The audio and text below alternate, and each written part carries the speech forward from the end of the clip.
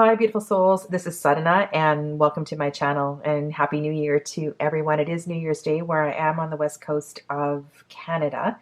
I thought I'd just pause here and just take a moment to let you know what's going on, tell you a little bit about the recordings and my process. I have or will have completed the recordings in 3 separate sessions, so I was able to pause in between and just kind of regroup.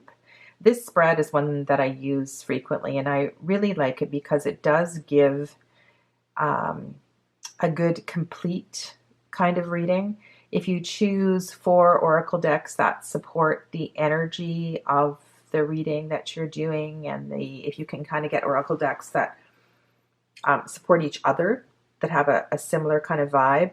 And then in the center we have the tarot deck. So this is the Druidcraft Tarot. And I have divided it into suits. So each of these piles represents a suit. And I really find that does give a complete reading. Over here is the Roots and Wings Oracle. This is the Druid Plant Oracle. Here is the Fauna Inspiration cards. And then above that is the Mystical Shaman Oracle. So at this point, I'm ready to start the star reading.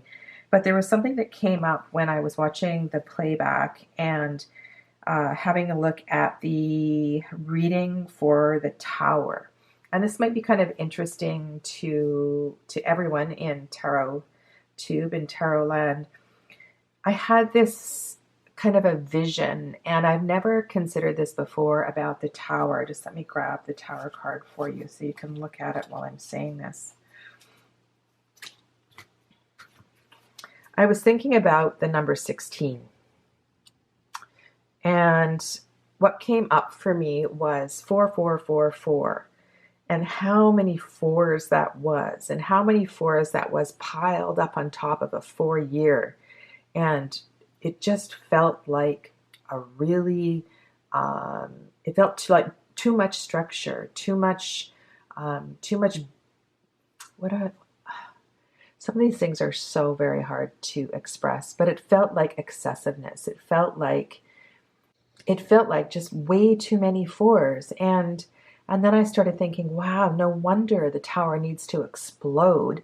It needs to release some of that tension that is built up from the excessive structuredness of whatever is being built. Anyway, it was just this really random thought, and I did refer to it in the reading for the Tower card, and my thought was kind of incomplete, so I just wanted to throw that in there. All right, number 14. I get excited when I see this card. I love the Temperance card. It's a reminder to me to be more active in my witchcraft, in my herbology. And I think one of the reasons I was really excited to pull out the Herb Crafter's Tarot again recently was to start working with each of the cards individually and to really be in the magic of the plant medicine. This card is much, much more than working with plant medicine. It's about being the alchemist of your life and taking charge of that balance, even looking at your plate every single meal and kind of choosing the foods that go together, and the cooling foods and the warming foods and things like that. It's about being in charge of your wellness and being in charge of your balance. And again, another amazing painting by Will Worthington. And the Princess of Wands. Okay, so we have this energy of, I've got this, I'm going to do this. And this might be a very, very new direction for you. And I'm sensing that because, of course, of the Princess of Wands, princesses and aces tend to move us in a new direction. And here we have more magic. So this can be a year for you to perhaps start experimenting with your magic. And this can be really, really quite simple. I don't know if you've read any of Deborah Blake's books. She's got a few of them about everyday magic. And one thing that I think it was a takeaway from one of her books, and that was, even when you make your cup of coffee in the morning, You can choose to add a splash of cinnamon. You can choose to add a wink of love. You can choose to add whatever it is you want to make this beautiful, warm brew for yourself in the morning. Oh, I love this. So the Six of Pentacles for me has that sense of balance, the giving and the receiving and the giving and the receiving. And so far, we don't have any challenges. This looks like a really, really beautiful year. Okay, so the King of Swords kind of sits up there in judgment. Like, is this, what are you doing? Why don't you just whip together something for supper? It doesn't have to be this complicated. It doesn't have to be this dramatic or this ritualistic. And perhaps that is your tendency, is to be more analytical like this and to be more creative and to embrace the magic is not your tendency. But this is a year for you to embrace the magic. So go to some workshops. Check out more metaphysical stores, explore herbology, pick up the Herb Crafter's Tarot. I have no endorsements, by the way, for that deck. This feels completely in sync. And I think it's good to have the King of Swords up there in the corner, because sometimes we need to kind of step back.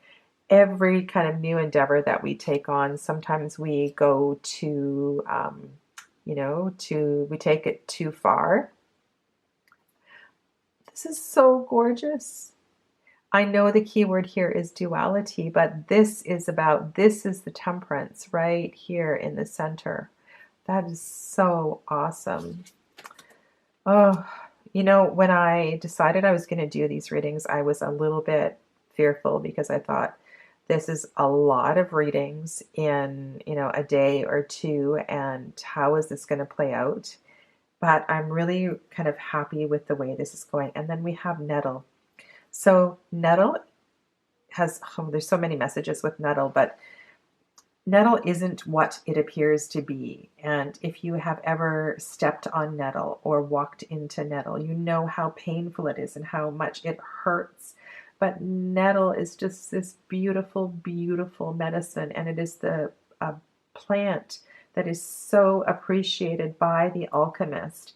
And if you are beginning to learn how to make teas, to learn how to do some of this stuff, this is a really, really good plant to start with. Let's see what we've got up here in the Mystical Shaman. Okay. Pachamama. Pachamama. So Pachamama is the shamanic term for Gaia, for Mother Earth. And when you call in the directions in ceremony, you call in the four cardinal directions, and then you call in the sky above, and then you also call in the earth below, and that's usually referred to as Pachamama. So there's this real kind of reverence for all of the gifts of the earth and all of the creatures of the earth. This is an amazing, amazing reading. Of all of the ones I've done so far, this is the one that feels without challenge. It feels really, really beautiful. And the only challenge that I see coming up here is that King of Swords in the top left corner that's kind of being or reflecting doubt or questioning, but I think that's not a bad thing. We need to double check our resources. We need to double check our reference books, and we need to be careful, of course, that we're harvesting plants that are safe and aren't going to be toxic and things like that. So maybe it's not a bad thing he's sitting up there in the corner. And look at this transformation. That's what this is about. That's why we are being the alchemist of our life, is so that we can begin to move into open doors of contemplation. She encourages us to look beyond illusion and spurs us towards growth. As we explore the magic of life, we find capacity. Ooh, that's beautiful. That is a nugget. As we explore the magic of life, we find capacity. The memory of our experiences are molded into pillars of wisdom, She reminds us to listen closely, imparting discernment when needed and reassurance in the midst of confusion. And maybe also that's what the King of Swords is doing up there, is creating that sense of discernment so we don't get too carried away with our herbology or our making of teas. One more thing has come up for me here, and that is to not harvest more than you need. I don't think this is a year about going into the business of tea making. I think this is a year about just harvesting what you need for your journey, for your wellness, for your adventure. So, number 14 people, enjoy this. This is an awesome reading for your year. And then we arrive at 15, Cernunnos, or the Devil as it is called in many traditional decks. This is my card for the year. And I was not pleased, and let's look at that language, when I received this card for 2020. Because I feel like I have done so much work, and why do I need to spend another year navigating this energy? So this is the energy of the second chakra. This is the energy of Swadhisthana, the waters of the divine feminine, and this is the color orange. And really interesting point is that a lot of monks of different spiritualities wear these orange robes as a reminder of all of the teachings of this chakra, of the energy of this card. It's really quite something. And the reason they wear this color is because there is so much work to do in this chakra. And so that is really, really arrogant of me to think that I have learned all these lessons. So maybe that's why, right? So this is kind of like the universe's way of, I have a birth date and I have a birth year, and we're all going to go through all of these cards in turn eventually. But right now, I kind of need to be a little more humble and to take in the lessons of the energy of this card for 2020. This is a really beautiful card to have here. I have a drum that I have made myself. It has an elk hide, and the practice of drumming, grounding practices in general, but the practice of drumming is so deeply connected to the heart space. And there's something about that really, really resonates with me. And I also like that King of Wands is over there in the corner. Part of the balance of the Devil card is finding the ease and the beauty. We can talk about sex and sexuality and all of that in relationship to this card, because it definitely comes up all the time. And we're here with the King of Wands up here, which is a energy that really understands the pleasure and the passion and the purpose and the need to be sexual, to be sexually active, and to enjoy those pleasures. The problem comes with the excessiveness. And having this particular queen and this particular king really kind of hones in that sense of balance of this chakra. So the lessons of this chakra are about the excessiveness. And I'm sure you're aware of, this is the chakra of addictions of all kinds. And so for those of you who are going through this year with me, this is a year where we really need to observe our addictions from a distance. And there's a fine, fine line between compulsions and addictions. And so watching your language around that, and watching how you can begin to transform your behaviors and your habits so that you can still derive pleasure from all of those things without taking them so far that they become compulsions or addictions. And then on the other two corners, we have two fives, which I would totally expect to see in the year of Cernunnos, in the year of the devil, because it's a challenging card. It's going to be a challenging year.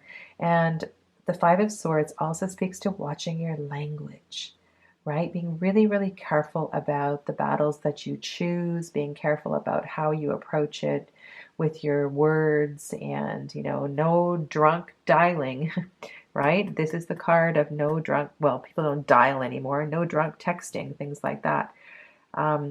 Somebody is always going to be hurt, and often this is going to be you, right? You might not necessarily be the victor in this case. And then we have the Five of Cups. This is abundantly clear to me, because when things are really, really challenging, it is so easy to wallow in your own misery, and very, very challenging to acknowledge these cups that are full here. So in this year, as we go through these challenges and we learn to step back and to be in discernment, and perhaps once and for all release some of these patterns. And the way to release these patterns is to practice doing things differently. Okay? And those are practices that sometimes take a great, great deal of tenacity. Drifting. So that might be a challenging card, right, for this reading here. So drifting is losing, it's about losing focus. It's about not knowing where you're going. And it's very, very easy when you have a year with this kind of card in it and various challenges to kind of forget about it. You might journal about it in January and then not come back again until April.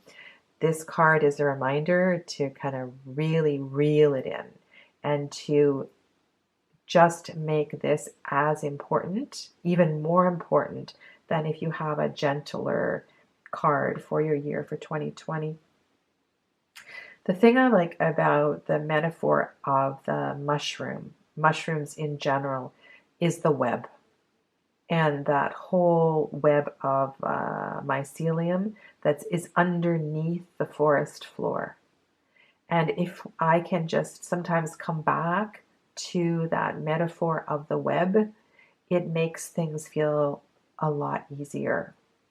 One of my pet peeves used to be going for forest walks early in the morning and breaking trail as far as all the cobwebs went. And I would say to myself, what are these cobwebs about? Why am I always the one who's breaking the cobwebs? I'm sure other people have gone through here before. This morning, why are the cobwebs still here? And for me, that metaphor is about the web. And coming back to the metaphor of the web and the interconnectedness of everything. So now, one of my challenges will be to kind of tie in that powerful, powerful metaphor with the teachings of the second chakra, with the teachings of the devil, and all of these things that we need to learn to bring into balance. So if the web is pulled too far one way, the web is going to break. And perhaps that can also be a metaphor for your own nervous system, my own nervous system. I'm sure you've seen drawings of trees of life, multiple trees and branches, that kind of look like the nervous system. And and sometimes the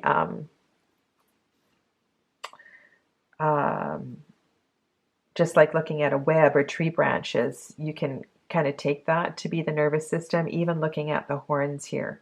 So when things are out of balance, the nervous system is out of balance, and the parasympathetic and the sympathetic nervous systems need to be functioning well and healthily and in balance. And so there's that aspect here as well too. And so that balance wants to bring this drifting card, wants to not, sorry, the whole notion of balance is going to help to rein in that tendency to be drifting. Let's look at Heron's message here, self-reliance. Heron is a solitary creature, strongly symbolic of self-reliance with independence of the mind. He finds freedom from erstwhile restrictions. Well, that can be part of the problem of the excessiveness of some of the habits that we see with the Devil card. Bygone concepts beget new perspectives. In juxtaposition to this liberated viewpoint, Heron coaches us toward cultivating healthy individuals to grow strong communities. And you can think of that in relationship with what I just said about the web. He reminds us to trust our gut, travel with intention, and confidently lead by example. In our ability to demonstrate personal resolve, we inspire others to find their strength. So maybe that is the purpose of the Devil year, is to inspire others that it is possible to navigate through a Devil year with, and come out the other side to be this beautiful mentor for others. And I just have to laugh that the Lower World card is there. I mean, I have done journeying and I have done work with shamanic teachers, and the lower world, when we travel to the lower world in meditation or in a shamanic journey, there's a lot that can come up from the aspects of ourself that we don't necessarily want to look at. And so that's why I think it's funny that it's come up with this card here. There's lots of blessings that come up through journeying through the lower world as well too, things that we can understand in connections with our ancestors and so forth. But I think directly tying this into Cernunnos and the lessons of the Devil is just absolutely brilliant. So please take some time to kind of work with these cards and contemplate what is going to be most challenging for you this year. And, take a screenshot of this reading, because it's pretty special to have the gift of this early on in the year, so you can keep coming back again and again to what it is you need to focus on for 2020. Okay, number 16. Are you ready for this? The Tower. One of my favorite Tower cards is from the Everyday Witch, where you see a witch. I believe she's just turning around to look forward on the card. She has her wand out and she's just blasted the tower that is behind her. And I think that is such a brilliant attitude for this card, because most people don't like to see this card come up in a reading. And when you did your calculation for this year and found out that this was going to be a Tower year, I'm sure you were less than happy that it came up. But I want to shift that for you tonight. I want you to see the energy and the reason behind the Tower card appearing this year, and the potential, all of the beautiful potential that can come from having this as your card for 2020. So just think about a volcano, or think about any other situation where the tension is so great that naturally, eventually, it has to explode. It has to, because if it doesn't, there's going to be even more damage done in another direction or another way. That tension needs to disperse. And the result of not allowing that tension to explode is disease, divorce, so many things. And it's just a natural part of diffusing the stress, diffusing the energy.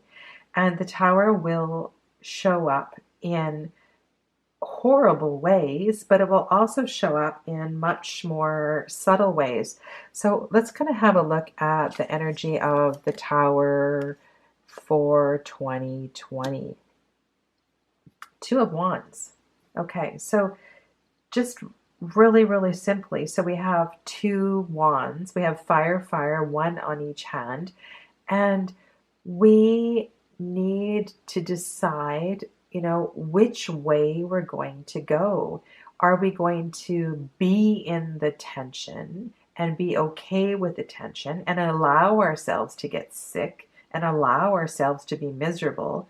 Or are we going to take one of those wands like the witch and the everyday witch and blast that tower? I was going to use an expletive there, but I won't. Princess of Cups. This explosion is going to allow you to begin to feel. And I'm going to say begin to feel, because you probably haven't been feeling for a while, and begin to feel in a new way, a really beautiful, soft way, a way that begins to, something you haven't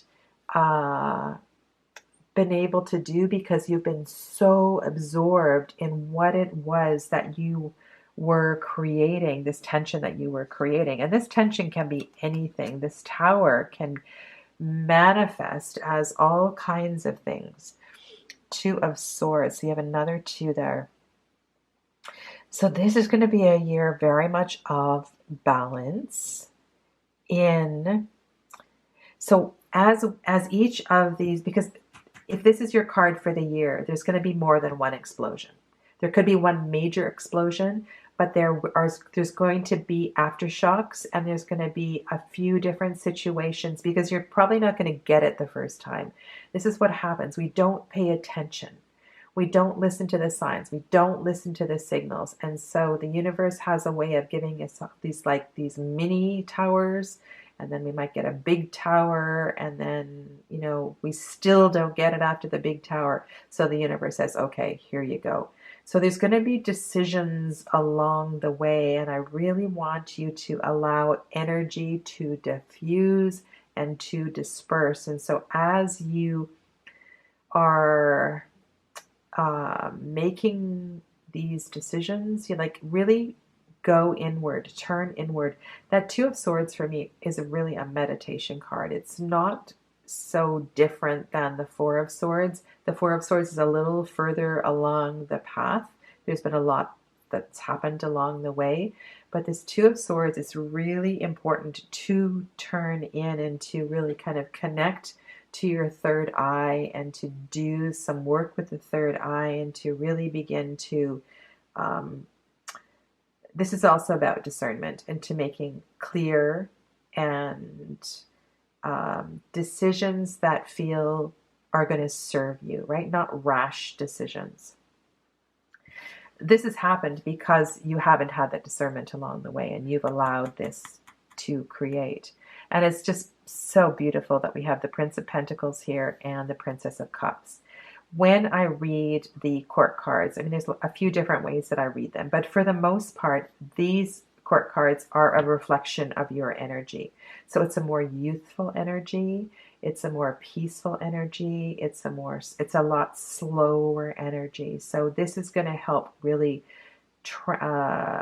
transport you through this year of challenges. And so the most important thing is going to be to recognize these challenges, I'm not going to call these challenges, as they arise, and allow them to arise, and allow them to move through you, and allow them to pass.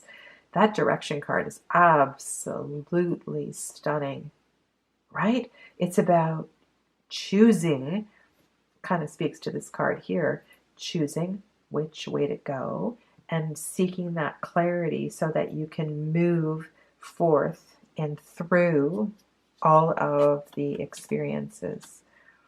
Then we have the sweetness of the heather. And that's really sweet next to the Princess of Cups.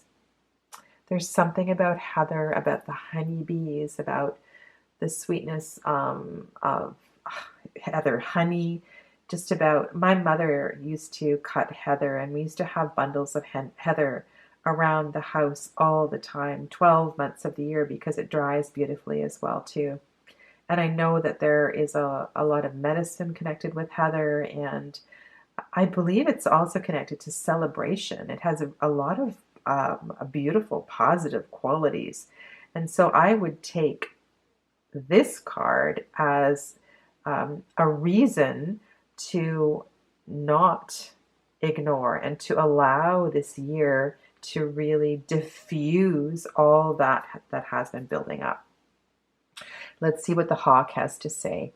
A gifted messenger of the spirit world. Hawk encourages us to use our powers for focus. Okay, so this is also speaking to focus over here. We are not always called to lead, but when the position is vacant, take it and act with clarity. With the wind under wing and hawk as our guide, flight is possible. With confidence, our goals are achievable. His presence aids us with higher perspective. Hawk inspires us to be less distracted by the details. He encourages us to focus on new heights, harness his attitude, and lead with vision by facing challenges with objectivity. Oh my God, that's so amazing. Right? And the hawk, I like that the hawk is moving out of the picture because the hawk is recognizing that it is time to release and to let go and to move on and away from this ridiculous stuff that we have allowed to brew and grow and grow and grow and grow. The gatherer. Wow, I was not expecting that. So after I'm done here, and after, like, if you are going to take a screenshot of this reading, I want you to do a little bit of contemplation with the gatherer and the heather, because that is speaking really loudly to me. And the other thing, perhaps more importantly, is that the gatherer is part of the lesson of the tower. And there's something about, remember what I was saying about the 4, 4, 4, and 4, like building more and more and more and more. You know, it's like building that perfect home, and it's like, it's about excess, right? More and bigger and better and more square feet and all of that. And I think the lesson, the connection here with the gatherer is that the gatherer only gathers what he needs for his clothing, for his home, right? For his survival. The gatherer is not one who takes more from the planet than is absolutely necessary. And I think that's a really beautiful connection to remember. So as this tower explodes, and as we begin to create our next environment, let's call it that, we want to make sure that we learn the lesson of the gatherer. Ooh, that's so fantastic. But like I said, I'd really like you to take a screenshot of this and do a little bit of contemplation with the gatherer and the heather, or the heather honey. There's something really amazing there. Wow. And also, I like these two images next to each other. You might want to meditate on this a little bit. Right? And we have the meditation here as well too. So lots of cool things to kind of stick with for you 16 people. I bet you were pretty excited when you figured out that number 17 was your number for 2020.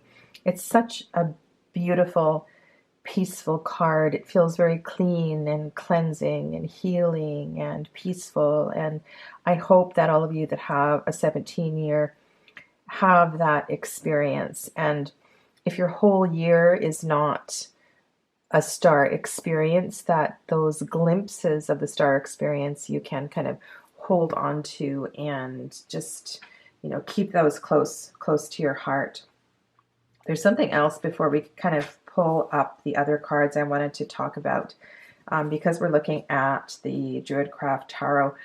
In the guidebook for this tarot, they do talk about the evolution from the lady to the star, and that this is actually the same figure, and here she's pregnant and here she's not pregnant. And just to kind of, if you're working with this card, just kind of think of how far she's come in the process that she has gone through to get from the 3 to the 17.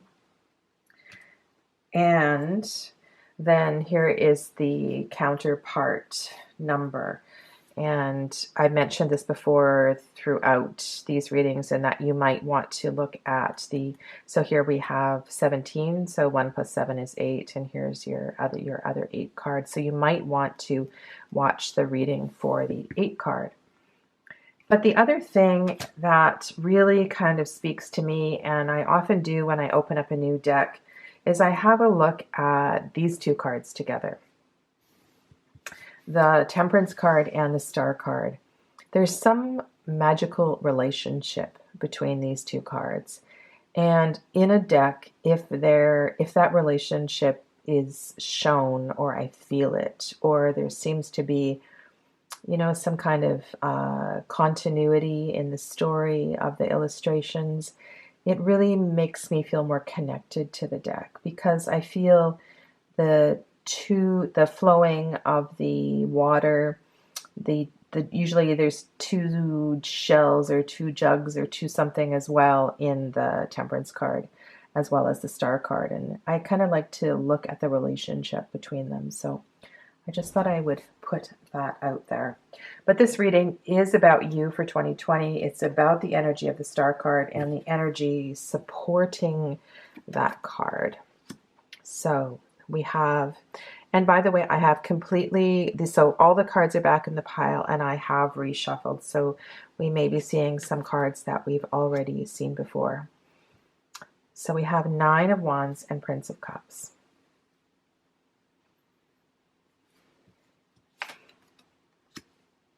Nine of Pentacles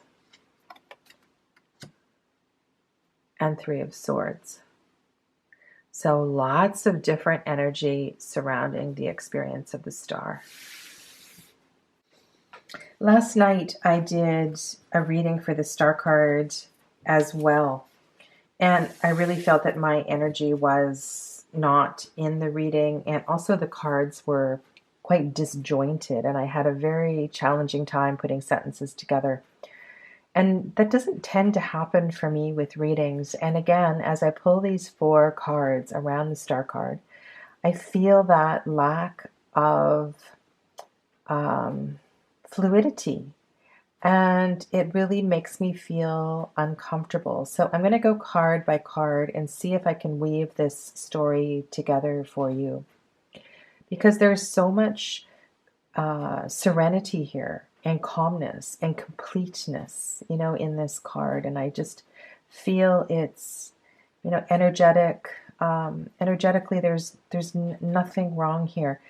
I love that we have the standing stone circle in the background in this card. It feels like she's so connected to the earth, so connected to the water. Elementally, this is just a beautiful, beautiful card. We have the star energy up here. So every single element feels in balance here.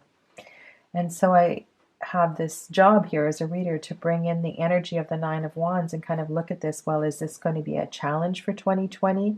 Or is this something that you're moving from? Is it one of your patterns? And this is a pattern of, we've got a 9 and a 9, so I will acknowledge that. And then we have a 3, so there's lots of 3s here. 3 threes, 3 and 3, which feels, like a lot of divine energy. It's very beautiful. But I want to deal with the cards kind of individually, because I believe, and what has come up for me is these are the gifts and the challenges of the year for you in relationship to this card. Because when you pull this card, you're feeling very peace and calm and grateful that you've pulled this card. And then we end up with, these kind of 2 challenging cards up here. So what does that mean for you? And I suspect that these are patterns of yours. They're patterns of yours. This is one of really kind of working very, very hard. There's a lot of fire in this card. There's a lot of excessive energy. You have spent your energy, and there's been a lot of focus. You may feel a little worn out and exhausted as you're moving into 2020. And this is something that you probably feel quite good at, like charging ahead and taking the bull by the horns, taking the reins, and it almost feels like it could be one of your patterns that you are more comfortable being excessively active than you are being calm and peaceful. I don't know if that makes sense for any of you, because it's just, I want to talk sweetly and softly and calmly with this reading, and it makes me wonder why this Nine of Wands is sitting here. So as you move through 2020, if this is one of your patterns, I also kind of see like a volcano or an explosion in the background. And is this something that's in your past, or is this something that you allow to keep arising again and again, and you don't quite finish with and don't quite deal with? Because this is a year where you need to be able to be comfortable and be in this place of healing, right? It's time for you to kind of rest and step away from this energy. And so if you find yourself March, April, feeling like you're back in the fire again, you're back in the pot, so to speak, that's going to be the work, kind of drawing yourself back to the water, drawing yourself back to the serenity, the calmness, the peace. The Prince of Cups here is, they're quite supportive of this, but I'm wondering why the Prince of Cups is walking away from this serenity, and why the Prince of Cups isn't, moving in. I know that the cup cards are placed here, and if the court cards are facing that way, they're all going to be going out, but it's just, he seems to have his cup raised in a completely different direction. And so if this represents a romantic side, if it represents a little bit a slower aspect of yourself or your intuition, if there has been a romantic partner that has moved away, or has, not necessarily physically moved away, but emotionally moved away from you, this might be part of your healing process this year, is to be okay in your aloneness, to be okay with these transitions, to be okay with, to want to be in a period of healing and calmness. I mean, you have gained so much experience. You have, as far as being here on this earth and all of your kind of three-dimensional experiences, you've done really well, right? You've accomplished a lot, and you need to give yourself due credit for that. And this Nine of Pentacles feels very much in support here. I mean, she's very still and she's very calm and very serene, and I think that this energy is something that will help you to come back to your healing. So I want you to think about, what kind of healing practices are you going to adopt for this year, specifically for your needs, because those are going to help you. I think the thing with these cards is that your card for the year is there for you to continually come back to again and again, month by month by month. And so there needs to be some kind of intention set for every, 3 or 4 weeks to keep bringing you back to this focus. And if there is a challenging behavior that distracts you, then that you need to have the strength and you need to have the will and the perseverance to come back to this. So I think it's really important that you choose a star card or some kind of symbol of the star card to have in different places of your house, to have in your journal, so you keep coming back to this cool and peaceful and calming energy. This could have been really, really upsetting for you if this was a romantic partner, or at some point during the year there is some kind of a separation between you and a friend or you and a romantic partner. The Three of Swords I've talked about before in many, many different readings, and when it comes up, it's very often about unprocessed stuff, right? The Three of Swords is about the pain of the heart. And why do we have a heart in the Suit of Swords? Well, I think it has to do with the element of air. The element of air is about the heart. It's about the heart space. The heart is not the water. The water is down there in the pelvis as far as the elements go. So it makes perfect sense that there is this disconnect. This is about a disconnect between the heart and the mind, and also it's about the unprocessed stuff, that the unprocessed challenges of the heart. So if we look diagonally across the reading, this could definitely have some kind of a deeper meaning for you personally. And there's a lot of people watching this video, so we will all have different stories and different situations. But can you please reflect on how this is still lingering from a past situation, or perhaps I suggest it's still ongoing and something that's not quite complete and not quite processed. The pain, the anguish of the ending of a relationship, perhaps. So how lovely that we have an inner vision card here in the Roots and Wings Oracle. This is a really beautiful healing practice in itself. So inner vision practices include all kinds of meditations where you just simply focus on the space between the eyebrows, and that might really help to calm and to cool your energy. If you if you don't have a meditation practice, if you don't do that kind of stuff, it would be really great if you could if you could get the help of some kind of a teacher during this year, because this healing aspect is going to be, but could be multifaceted for you. And meditation, focusing on the third eye, developing the reason that I always teach and focus breath and different practices that have to do with the third eye is because it gives us clearer vision.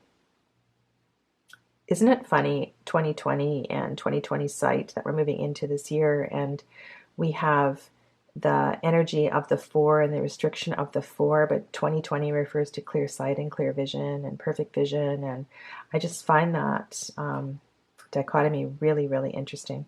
But I teach this because it gives us, it helps us to step back and look at the big picture. So this is something perhaps that you want to work on for the big medicine here. You want to work on for the year. Let's have a look at the message from Turtle. Comfortable with both transitions, Turtle symbolizes new beginnings and endings. How cool is that? A wanderer by nature, he has learned the importance of duality. His slow yet steady pace is a reminder that life moves forward despite one's speed. Fast or slow, the world keeps spinning. Turtle teaches us to muster tenderness or toughness depending on the situation. In his presence, we are invited to remain close to earth, finding admiration for her fragility and strength. This is really a beautiful, and these cards in general have been really tying in and making my job very easy here today, but this card here speaks so beautifully to the connections between the tarot cards. And there's your painting of the turtle. I read that she's, oh, actually, no, she does have a mini deck. I might have another author confused, but it is such a beautiful deck, such beautiful paintings. So we have the Rainmaker and the Banes. Let me tie that together for you. You know, the word that comes up for me with these two cards is relief.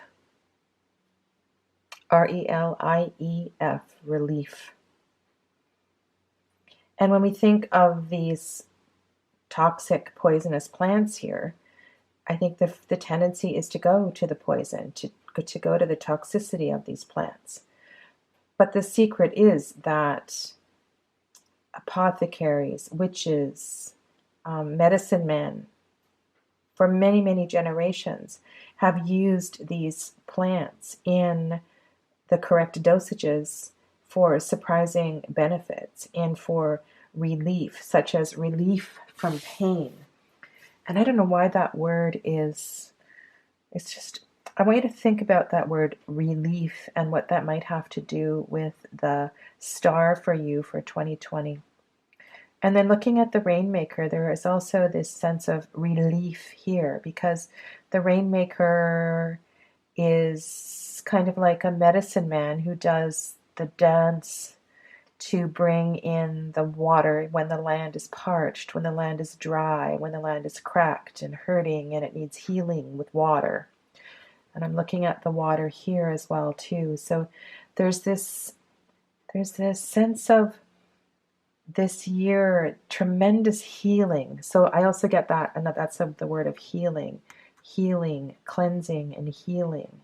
And these words that come up for me may or may not resonate with you, but they seem to be really important. So just kind of take them, write them down, consider them. I've recommended before too, you take a screenshot of this reading, and every single, I would say every single month, every few weeks, just come back to these words of cleansing and healing and relief, because that is your focus for this year. And to be in this experience, like I said at the beginning, in little tiny glimpses or in longer periods, maybe for a whole weekend. Wouldn't that be beautiful?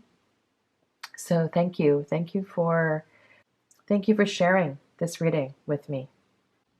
All right, here we go. Number 18, the Moon. I love this card so much. And if this is not a card you enjoy working with, I hope I can share with you some of my enthusiasm for this card. One of the recommendations I have, because you have a whole year to work with this card, is that if you do not have a Moon app on your phone, that you get one. Just simply being aware of the moon cycles is going to make a huge difference in your year. You don't need to go too crazy studying the astrology and the energy of each of the phases of the moon or anything like that. Just bring it into your awareness. Know when the new moons are, know when the full moons are, and just begin to make observations in your life around the new and the full moons. And if you already do something like this, if you already have awareness with the moon cycles, then take that up a step and watch what happens in your life and record and observe what happens in your life in different phases of the moon, because this is such a beautiful energy. Get to the ocean if you can. Observe the tides. If you live somewhere where there is an ocean and you don't have a bookmark for the tide tables, get a bookmark for the tide tables. Like, watch the natural energy of the water.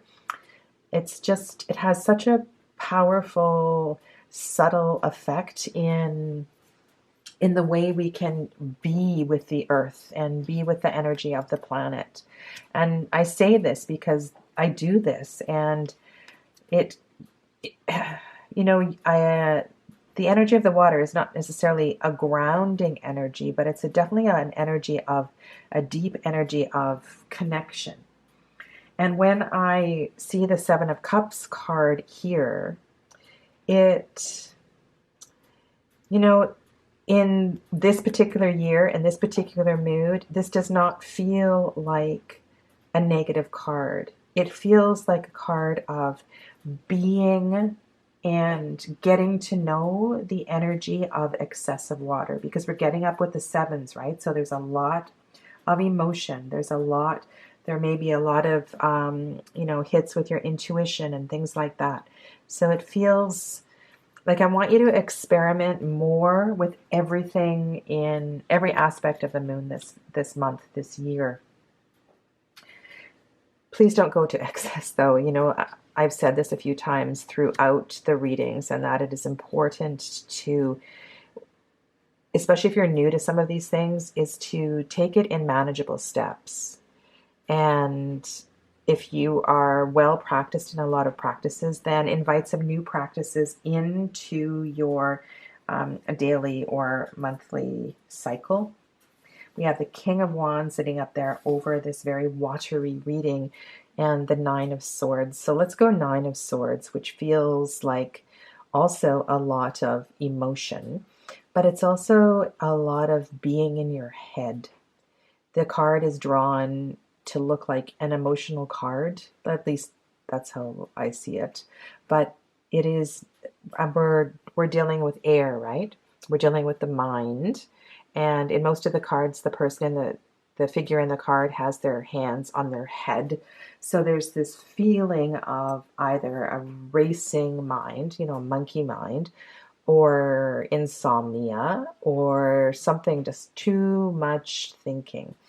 And usually the card is depicted at night. And so here we also have a night scene. Okay, so in the night, everything is not clear. It's hard to see things in perspective when there is no sun.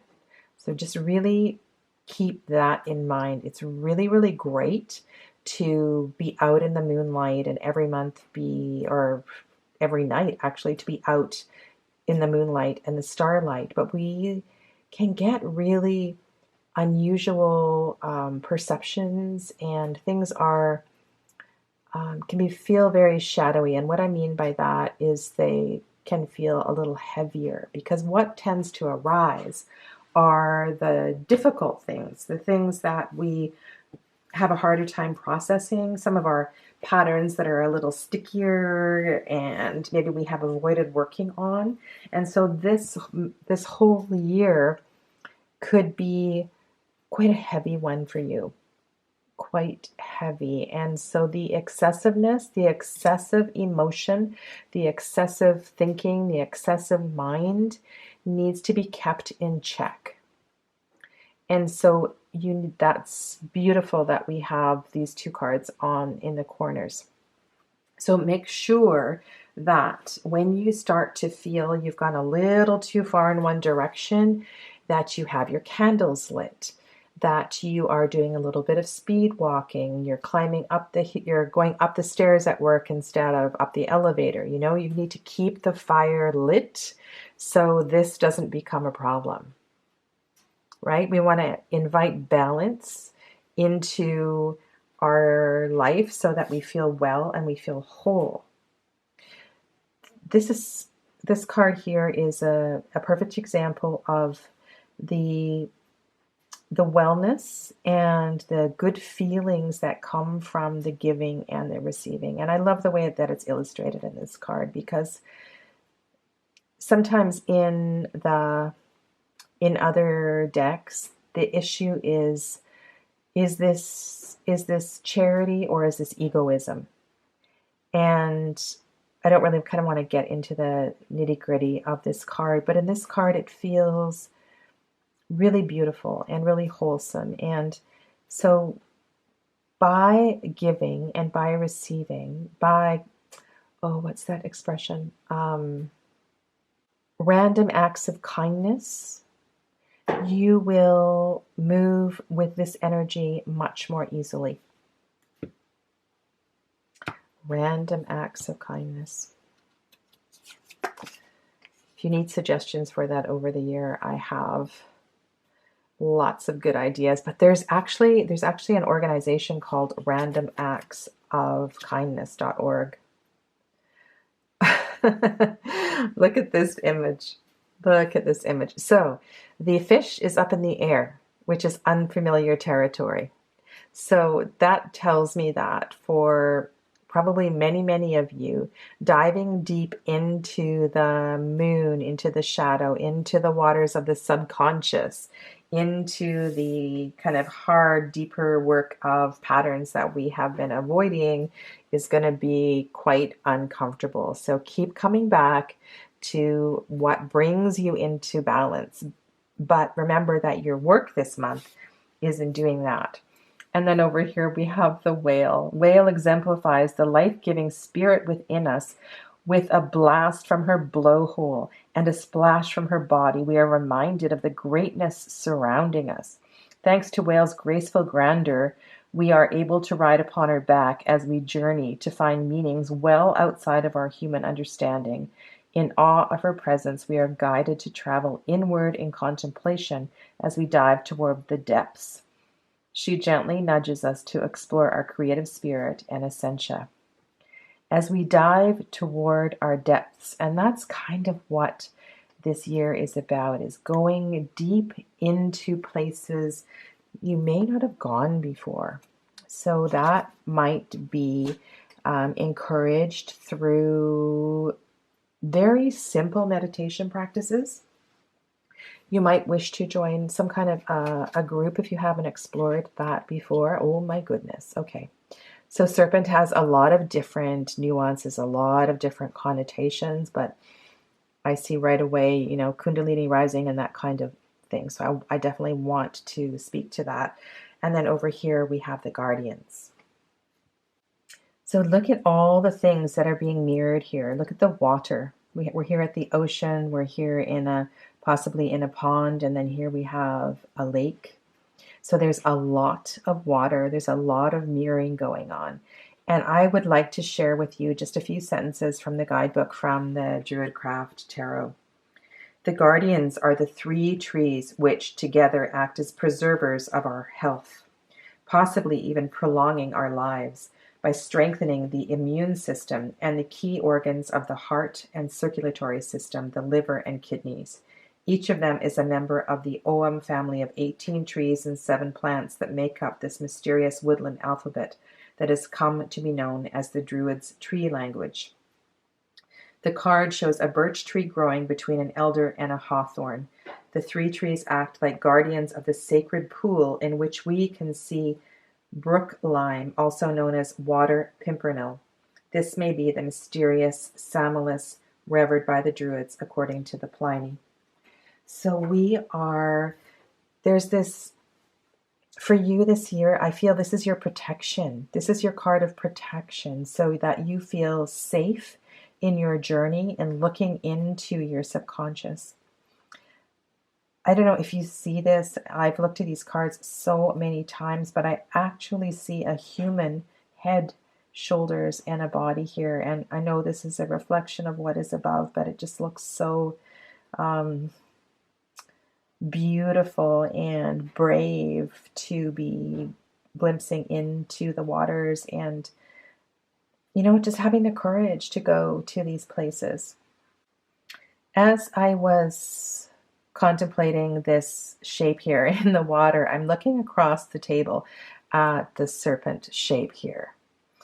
Another thing I want to suggest is that you look for snakes this year. Not only physical snakes in the grass, but snake shapes, stains on the pavement, shapes in the clouds, patterns of shapes, things that look like snakes, and use them as positive symbols, positive confirmation that your transformation is in progress. You know, sometimes we are not very specific with asking for things. So we say to the universe, show me a sign, show me a sign. Is this working? Is this working? But we're not specific enough. And I think for you this year, your sign is going to be this kind of swirly, snaky shape. And also think about, you know, the snake shedding its skin and emerging from its skin and moving forward and being persistent. And, you know, they shed their skin again and again. I don't know how often different snakes shed their skin, but there's this vulnerability as well, too, in the process of being naked for a little bit. And this also has that, you know, connotation. So I said a lot of kind of different things here today. It's going to be a very watery year for you. So make sure you stay balanced. Make sure you invite all of the elements into your practices and to your day, into your plate, into your activities, so it feels manageable and so you feel safe and like you are, you know, making progress on your journey. Blessings to all of you who are working with the moon this year. Did you do a little happy dance when you figured out the sun was your card for this year? I know I would have if it was me. This is such a great card to have as a kind of a focal point for the year because it does reflect light and joy and warmth and happiness and accomplishments and all of that. So embrace that and make this your best year ever or your best year in a long time.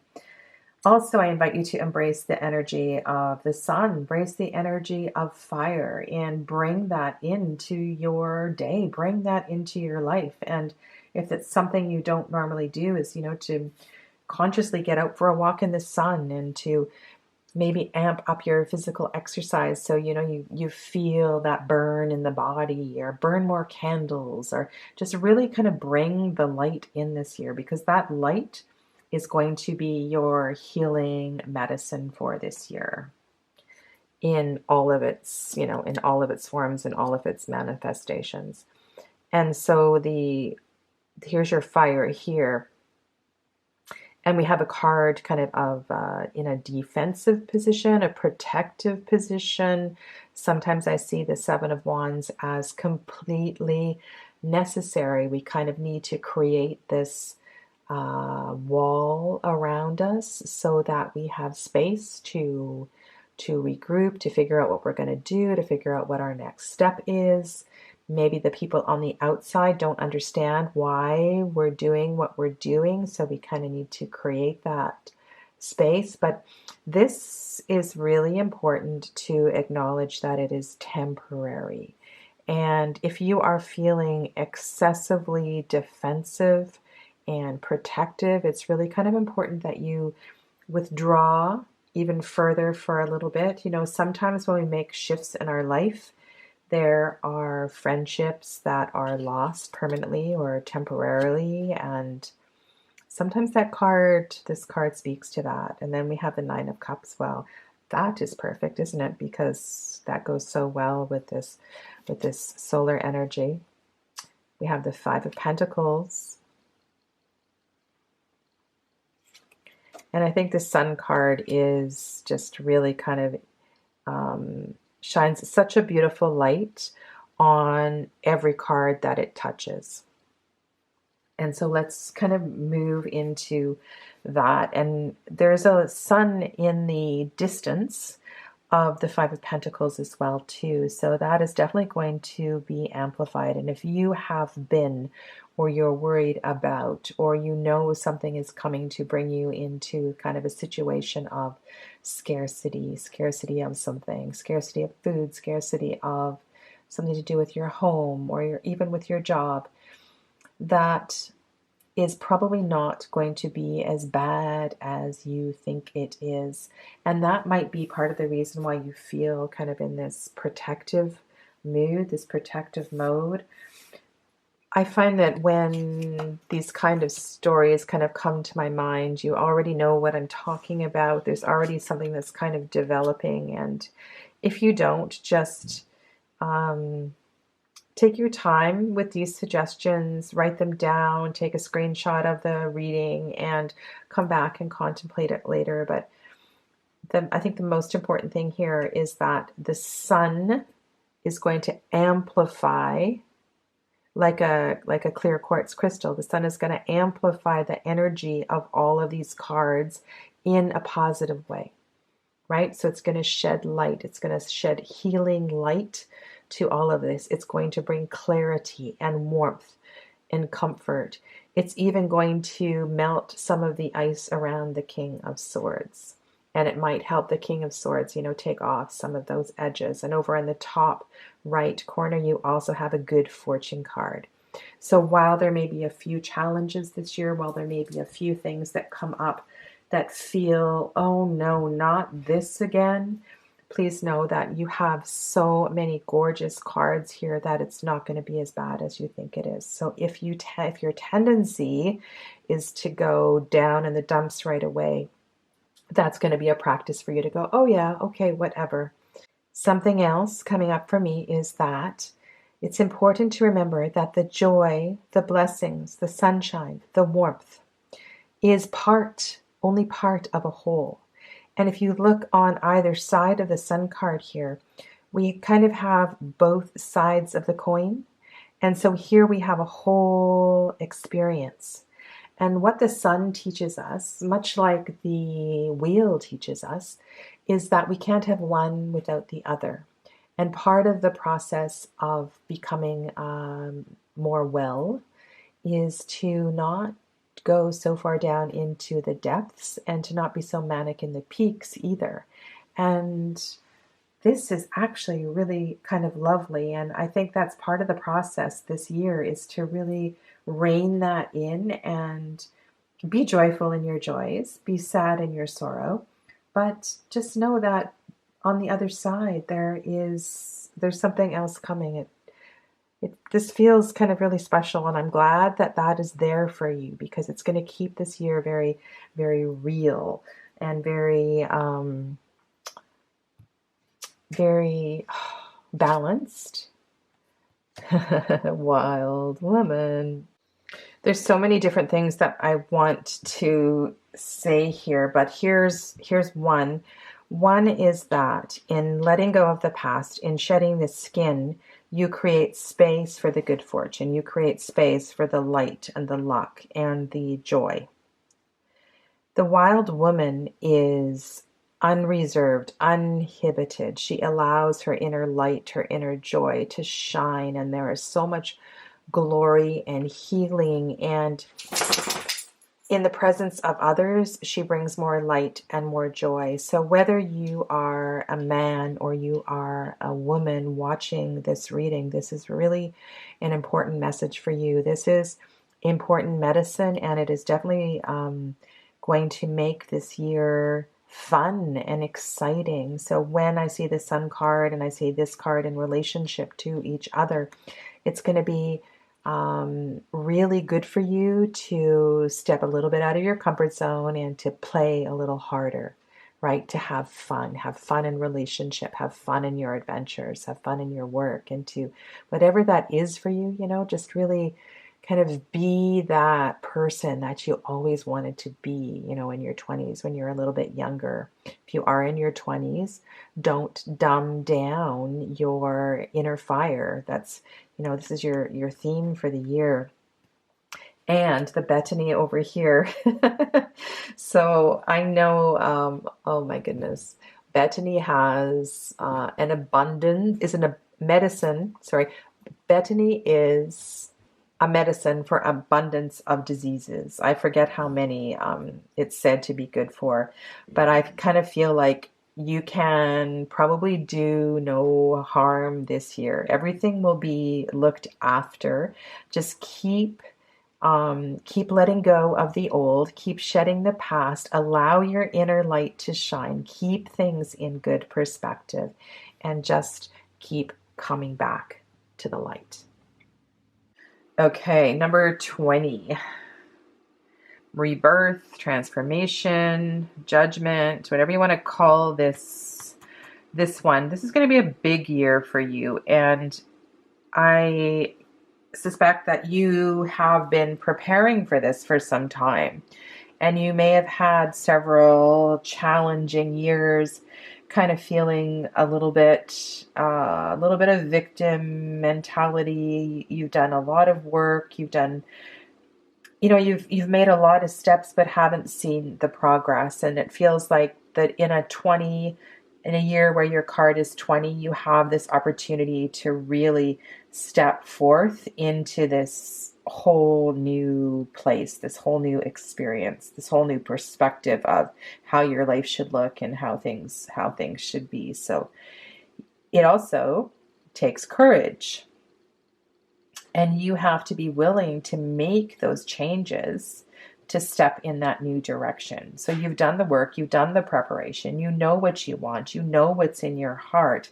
but sometimes that final shedding of the cloak can be a little bit scary. So it's great that we have the Queen of Wands here, right? The Queen of Wands is sitting there saying, go for it. She's the one that's going to light the fire underneath your butt when you get complacent, or when you hesitate, or when you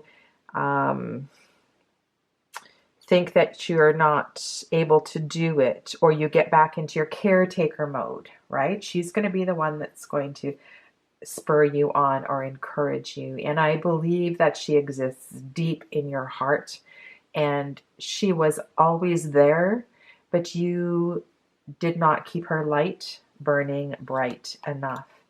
And if you are a man or you are neutral gendered, please do not take these pronouns as he or she. They're all kind of they, and these qualities exist within all of us, all 16 of the court cards. And here we have 3 of them shining light and looking right in towards this transformation.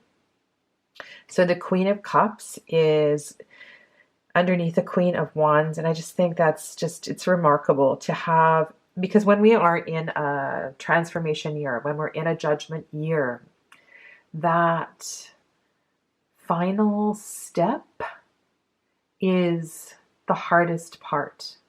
You know, it's like committing to yoga. The hardest part is actually getting off the couch and getting in the car and going to the yoga class if you're not practicing at home.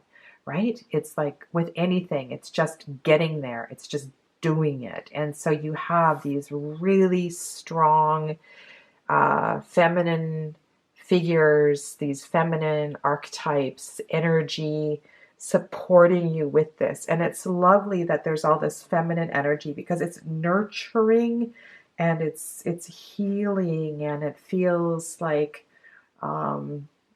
you will be supported in a way that will make this a lot easier. So these last steps, these last bits of moving forward, feel like it's not going to be too hard. So that's awesome. And I love that the 8 of Pentacles is sitting down there. Yay. So I spoke to this card earlier. It came up in another reading. And the thing I like about this card is, and it speaks to me in this, maybe it's not unique to me, but I see this as, well, I can tell you my story.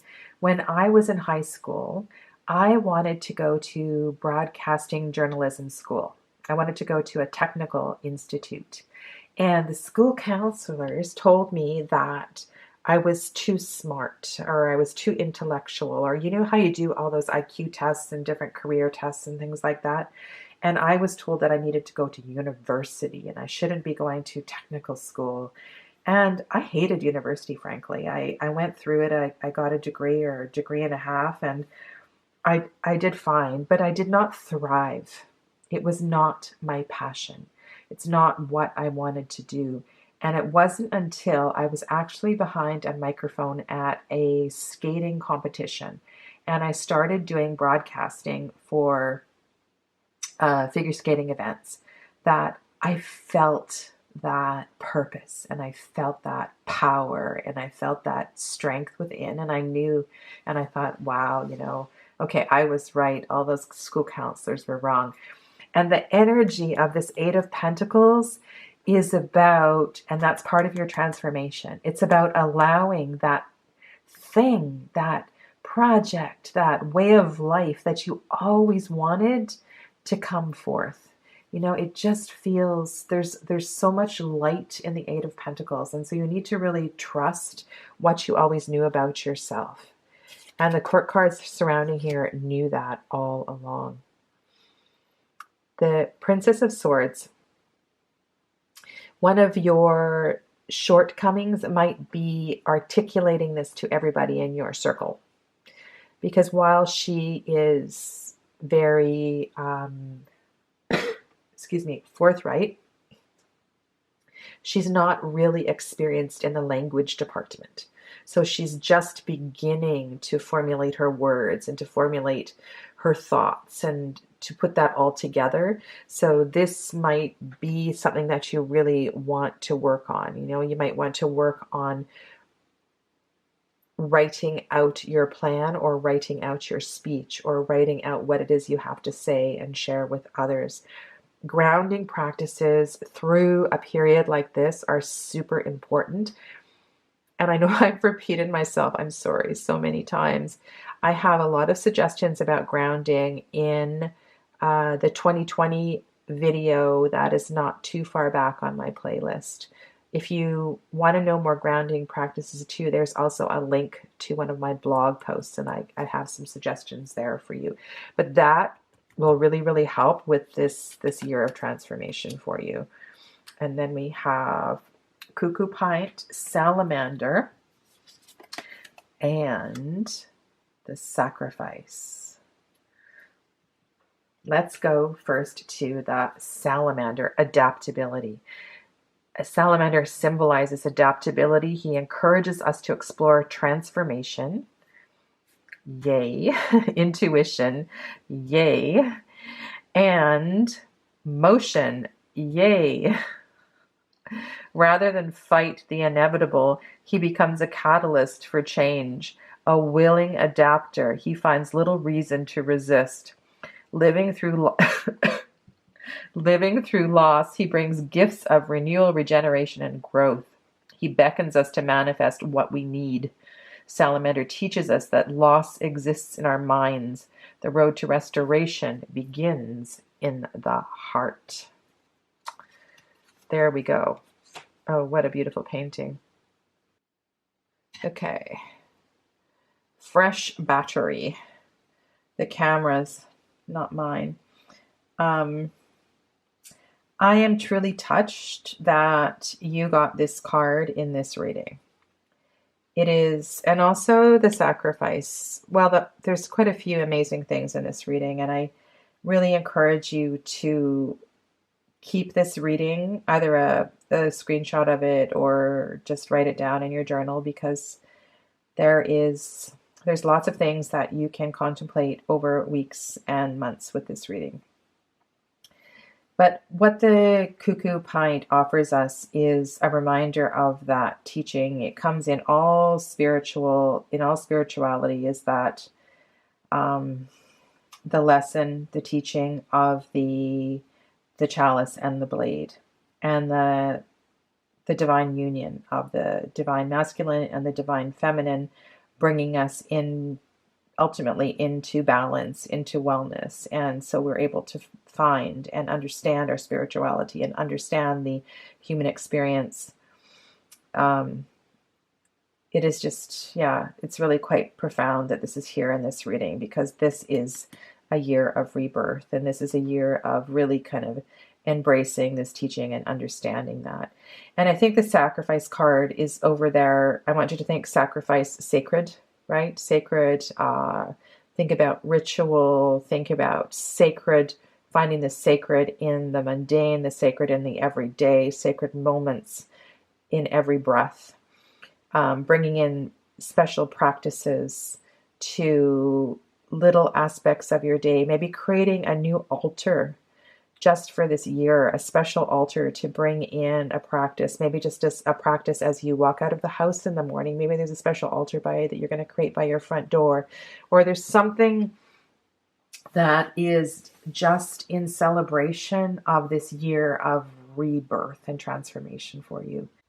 I'm really, really happy for you. This reading is quite remarkable, and please please take in these recommendations for the practices of ritual, the practices of grounding, and know that the energy of the salamander totally supports this rebirth, the Judgment card, as well as the Cuckoo Pint. And it's just I want you to feel really, really blessed that you pulled these cards today.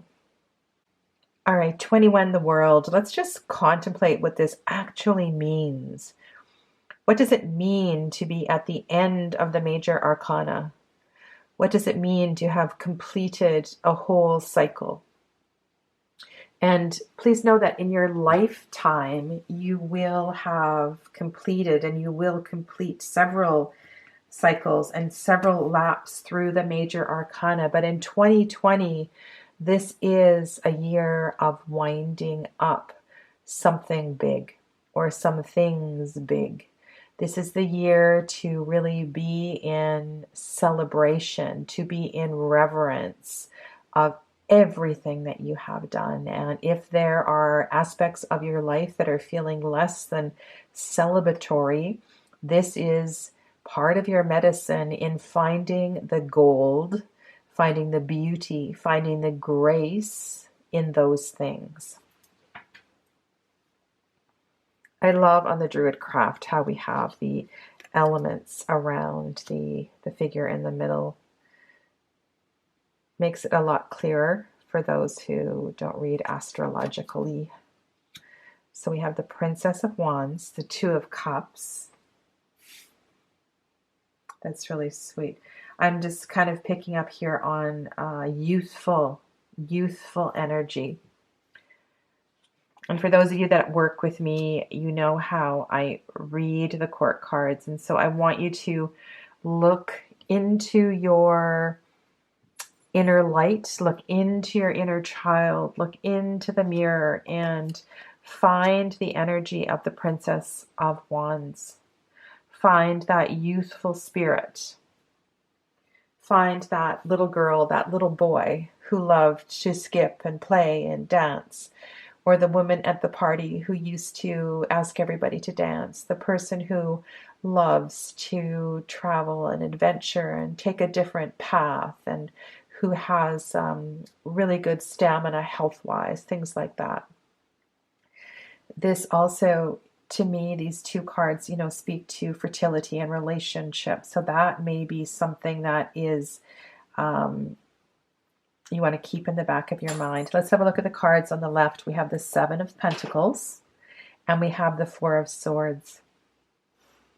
So on the left side, the cards are very calm and patient and spacious. And when I'm looking at the Four of Swords and just his body language, something that I feel is a resistance to the end. We don't like endings. And in the tarot, we have several endings and we have several cards of change. And this, of all the endings, is an ending of accomplishments. It's an ending of beauty. It's an ending of celebration, right? And it's major, and it's not meant to be made small in any way. The card may also reflect the need for a time for recuperation. And the Seven of Pentacles is definitely going to kind of support that energy, that in this year there may be some months, there may be some weeks at a time where you need to slow down. And if patience is not a quality that you naturally embody, it's something definitely that you will need to work on.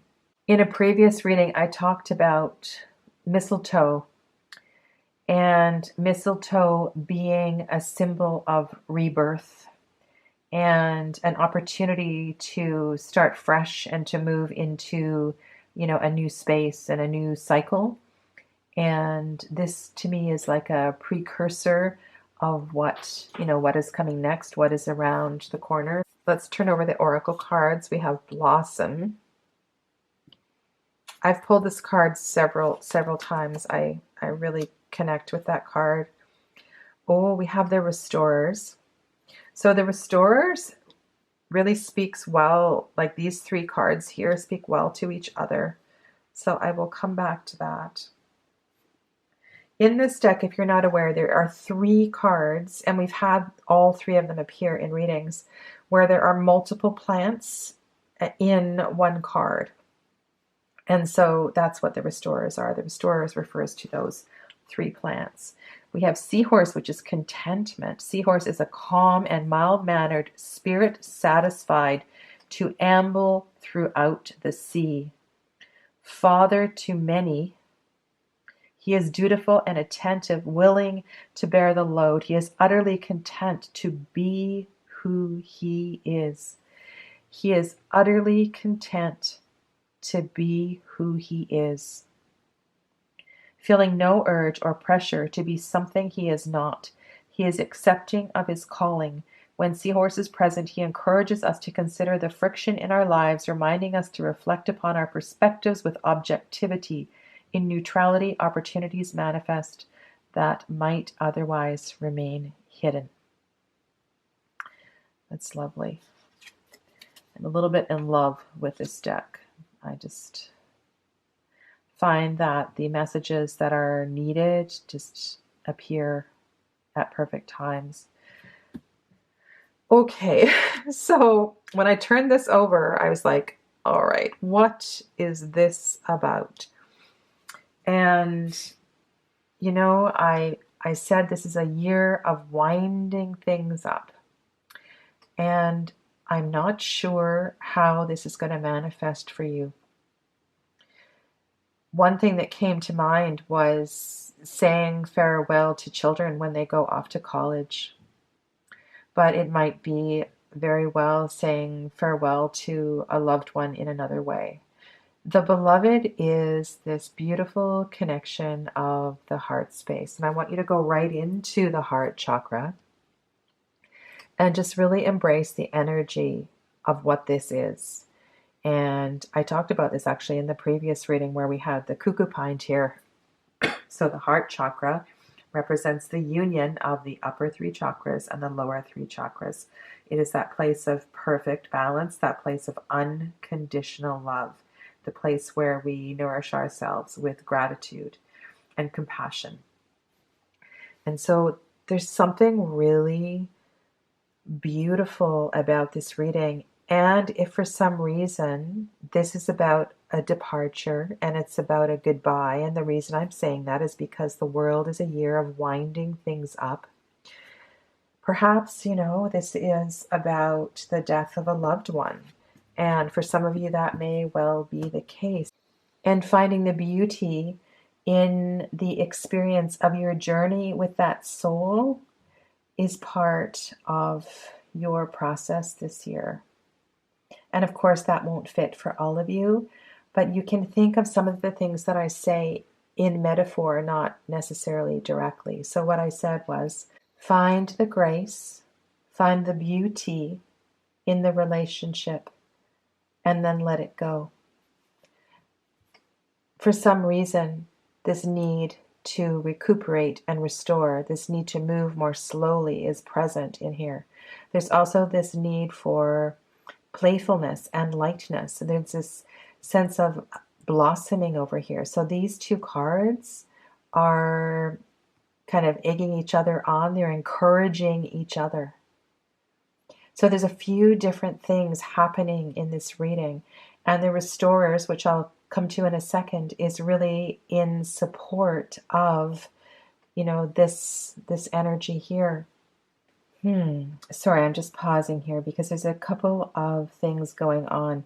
So the restorers are St. John's wort, roseroot, and valerian. And so there's a tremendous calming presence in this card. And I feel that calming energy in multiple cards in this reading. So there's this calming energy. There's this energy of youthful vigor and moving forward. And then there's this reverence of the heart space and this true love.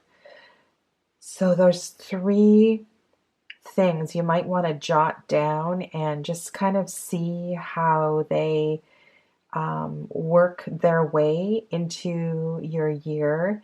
And don't take anything too directly, just metaphorically, all of these things can be experienced in different ways. The tarot is an archetypal metaphorical journey. So allow these messages, allow what I have shared with you today to make its way into your story, into your journey and your path. And let me know how or if any of this reveals itself over the next year. Last one, number 22, the Fool. This is such a beautiful opportunity to begin anew, to really contemplate the idea that everything that you need, all your worldly possessions, all of your knowledge, all of your ancestral roots, your inner knowing, your inner light, everything you need, you have with you on this journey. And you may not know exactly where you're going, but you're going. And I think that is the most important thing. Love the dog on this card. And, that dog can represent many, many things as, protection. It can represent a companion. But it's just beautiful that you have that little bit of support there. And that companion may be an inner companion, right? It may not be somebody actually traveling with you, but it is, it's there. It's there for you to reach out to know that you are never alone on your journey. And of course, on our journey, we are going to run into all kinds of situations. And this journey may very well be for you a journey of heading off and away from something that you have put a tremendous amount of effort into. There might have been a tremendous amount of emotional effort, physical effort. You worked and worked and worked and worked to try to make a certain situation to be its best. And this experience of the Fool this year is you looking after yourself and moving off in a new direction. So you'll notice how the Fool is moving away from the Five of Wands, as well as moving away from the Eight of Cups. And I think that kind of really speaks volumes. So I really encourage you to take a moment to contemplate that. This stepping out and embarking on this journey, in this new direction, this new path, may feel scary. It might feel lonely. It might feel vulnerable. And so it will be really important to make sure that, the companion here, that I mentioned earlier, it could be a dear friend. Like, reach out to somebody if there's not somebody immediately there for you to comfort you, right? You don't have to do this alone, but it's definitely would be in your best interest to embrace the energy of the Fool this year. And so we have the Two of Pentacles on the left and the Ace of Swords. So as you step forth in balance. And throughout the year, month by month, week by week, really contemplate that. Like, contemplate your physical left foot, right foot, left foot, right foot, and take care of your physical body this year. Keep your physical body in balance. The Pentacles often represent the physical body, right? It's not just about, juggling money, juggling coins, juggling work. And that may well come into play. But the sense of feeling equally grounded on both sides is crucial to your wellness and crucial to the, I hesitate to use the word success because I don't want to mark this. This is like just the beginning of a new adventure for you, right? You're just beginning to explore moving in a new way, moving your body in a new way, perhaps. And so take it slowly and don't rush with it. It's really important that if you have brought any of this with you in your sack, that your next stop along the way, you create a bonfire and you let go of this. And you also let go of this. Because part of the process of healing is releasing this.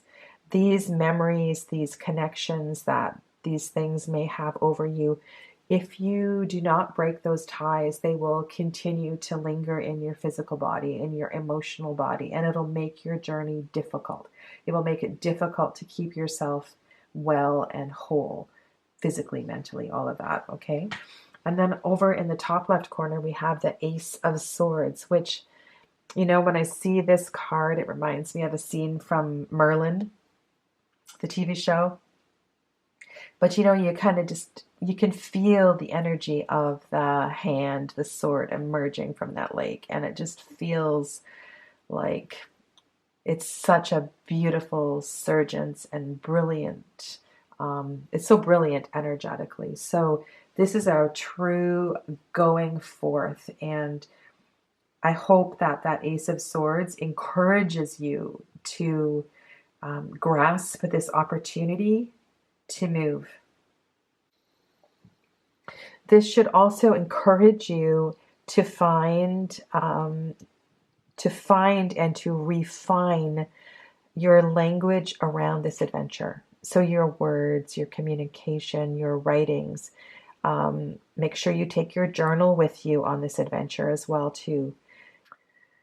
The thoughts that are being generated, the ideas, the language will likely continually need to be revised and edited. So keep practicing, keep speaking, keep singing, keep using your voice. Okay? Roots and wings. Whoa, that's beautiful, right? That's beautiful to have that there. So this card here really acknowledges the end of the stuff that you're leaving behind. Oh, and then we have the sweetness of meadowsweet. Love that we can see the face in that card. Let's have a look at Bull, perseverance. As we journey through life, we are faced with many challenges. Bull reminds us to persevere. Hard-won gains bring confidence. In our strength, we find the courage to defy failure. He encourages us to lead with veracity. Well, there's your veracity there. A burning desire to achieve. Bull reminds us about the importance of self-protection against false criticism and inspires us to be bold enough to dare and strong enough to achieve. In his example, our dreams become reality, and when we embrace our personal power. So, good for you in stepping forth and making this a year about moving out and beyond and leaving all of this behind. So we have medicine wheel over in this corner. The medicine wheel is and may become part of your practice. One of the things that is kind of cool as you kind of move into a new space and you step into a new journey is to pick up new practices. The practice of the medicine wheel is to acknowledge sacred space everywhere. And in acknowledging sacred space, one of the things that we do is open the directions, or we at least acknowledge the directions.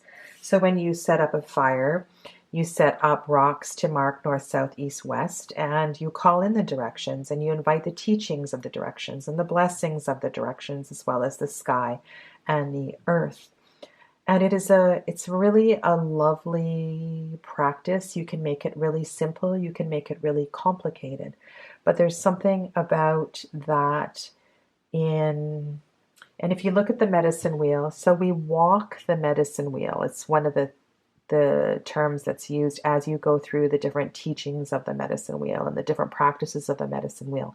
So the medicine wheel in itself reflects an inner journey. And this is what the Fool is about this inner journey. I think the biggest lesson we can take from the meadowsweet is that this journey is due. Does that make sense? Like you may have been procrastinating in stepping off in this new direction. And the meadowsweet certainly supports that. I mean, it's also very much a flower of celebration and also of gentleness and sweetness. But there's something about that. I want you to acknowledge that it's high time that you step off and move in this new direction. Okay, so just remember these things that that you're leaving behind, and that to have so many cards in synchronicity here is just, it's really beautiful. It's truly a gift. Thank you. Thank you for being here today. It truly has been a pleasure and a privilege to do these readings for you. And I look forward to reading your comments below, whether it's today or weeks or months down the road. Let me know how I can be of service. I wish you all the best in 2020 and clear vision and clear sight for your journey. Stay well, my friends. Namaste.